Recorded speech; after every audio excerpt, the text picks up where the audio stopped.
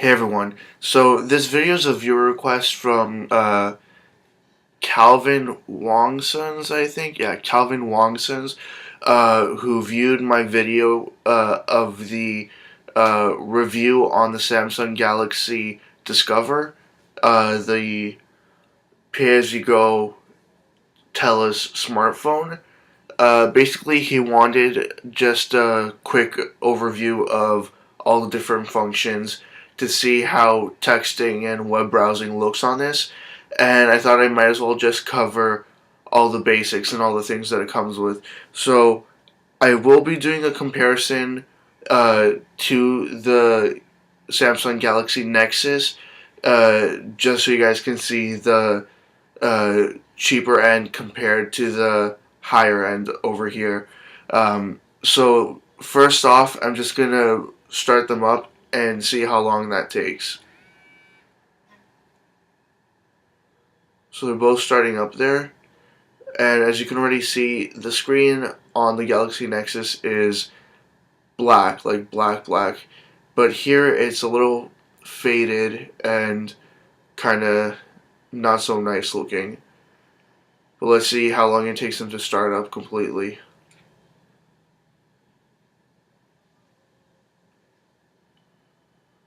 Just any minute now. They do take, in my opinion, a substantially longer time than most other phones. Um, and I have transitioned from the iPhone, and well, as you can see there, the Discover just barely beat out the Galaxy Nexus. So the speeds are pretty good just for the startup. And to start off with unlocking this from the lock screen, you can just swipe across from any point and it'll unlock there. Um, so the basic features that I'll be looking at first is messaging, and I'll just compare the messaging app on the Discover to the Nexus. Um, so I'm opening the messaging app here, and it looks exactly the same as the Nexus version. Sorry about the glare there. Let's see if I can turn down screen brightness.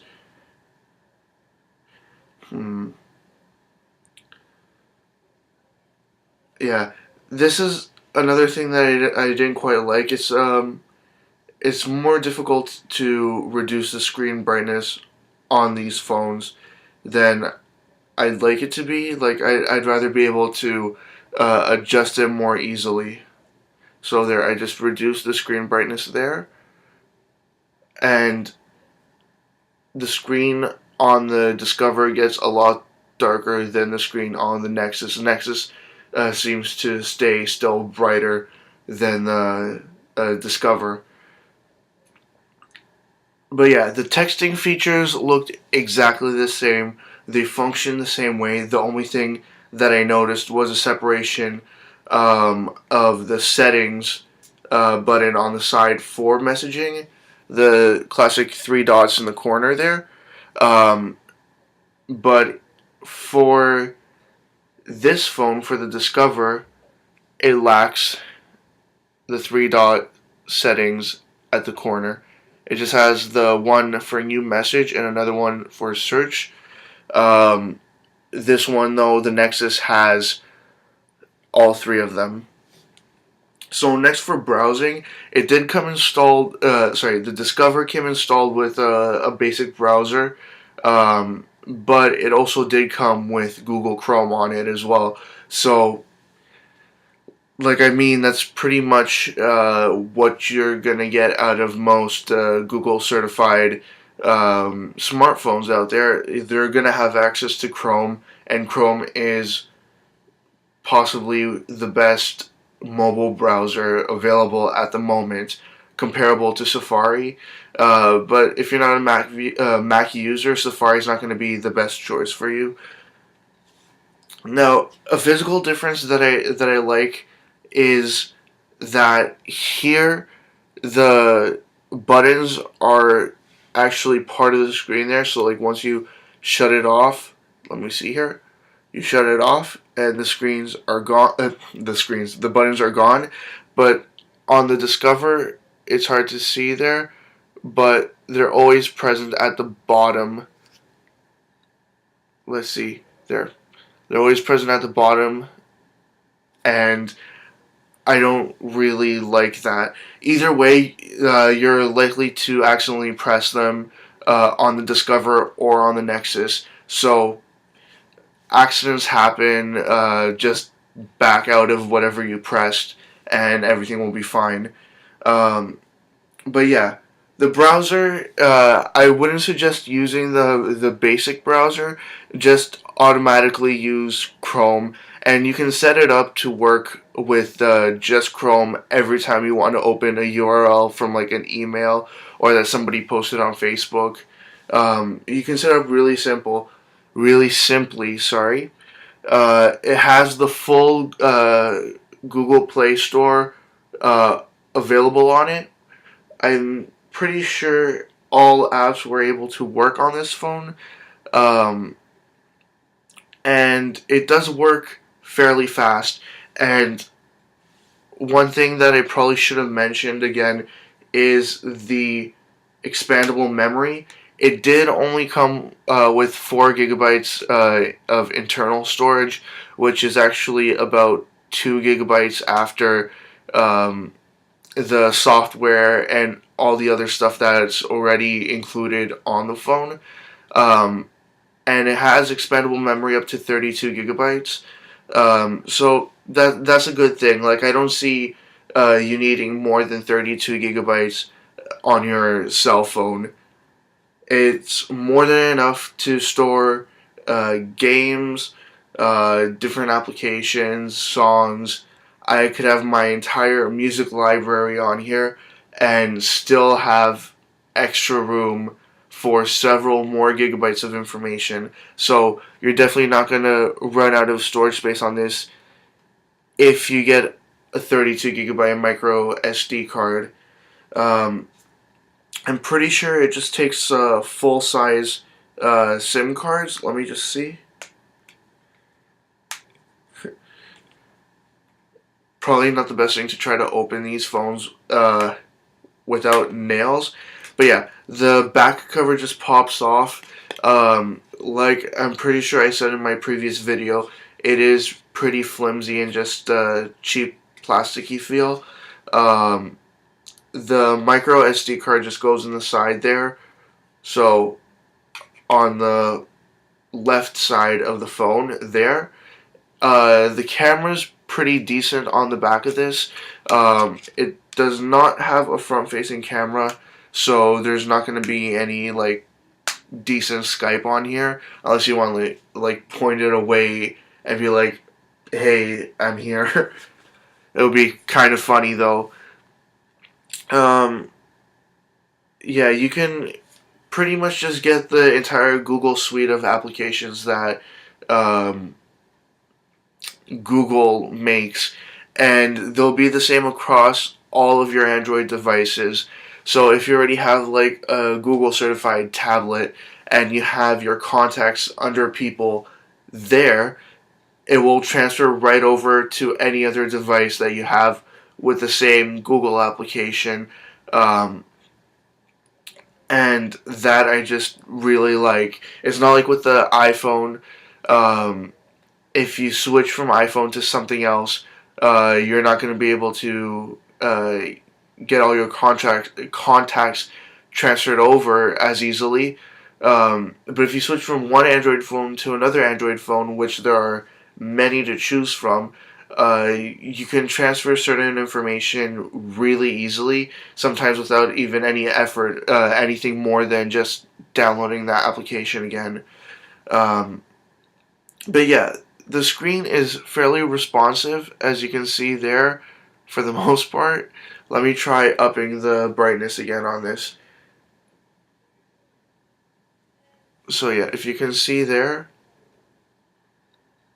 it's fairly responsive. The screen is smaller compared to the Galaxy Nexus, as you can see there. But it's still a great size. It's the size of and the shape of the 3GS and the 3G iPhone. Um, is definitely very light, uh, and it comes with Android 4.0, if I believe correctly. Let me just double check that.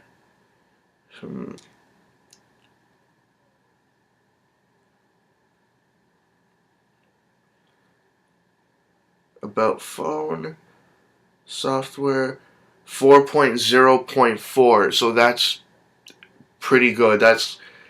It's ice cream sandwich, but I mean, considering that there are other phones that might seem a little bit more premium than this cheap phone, they come with lesser Android versions, and you definitely don't want gingerbread or honeycomb. Those are way out of date, and ice cream's the best you can get for this price point right now.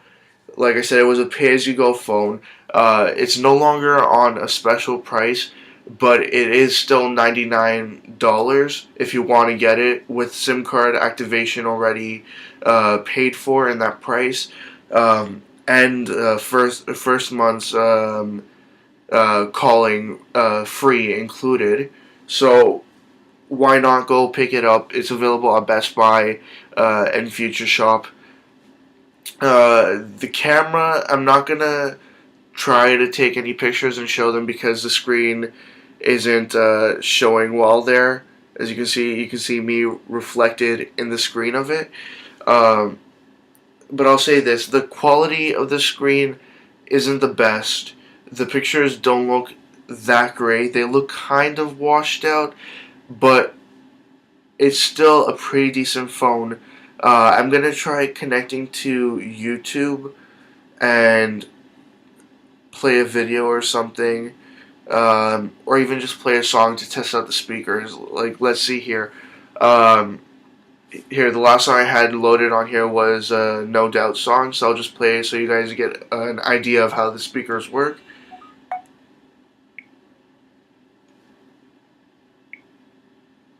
And let me just see here.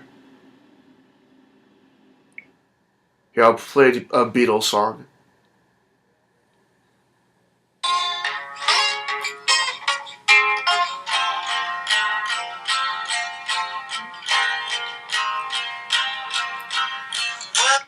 And that's probably about as much as I could play.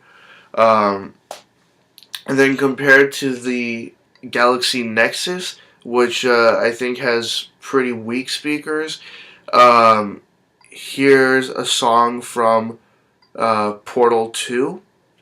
Um, Let me just here press play.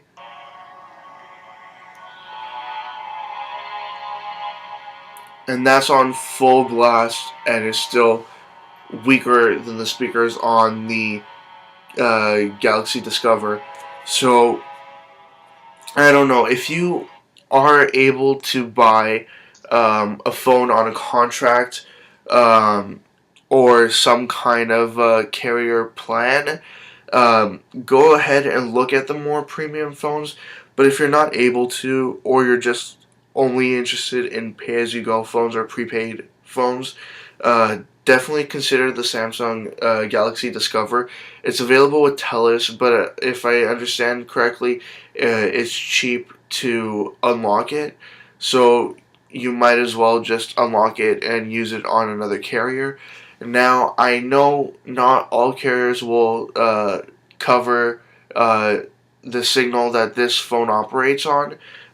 From what I've been told by Rogers and Wind, but everyone else in Canada should be able to support this phone. But you might as well just check with your service provider and see if it is a phone that they support.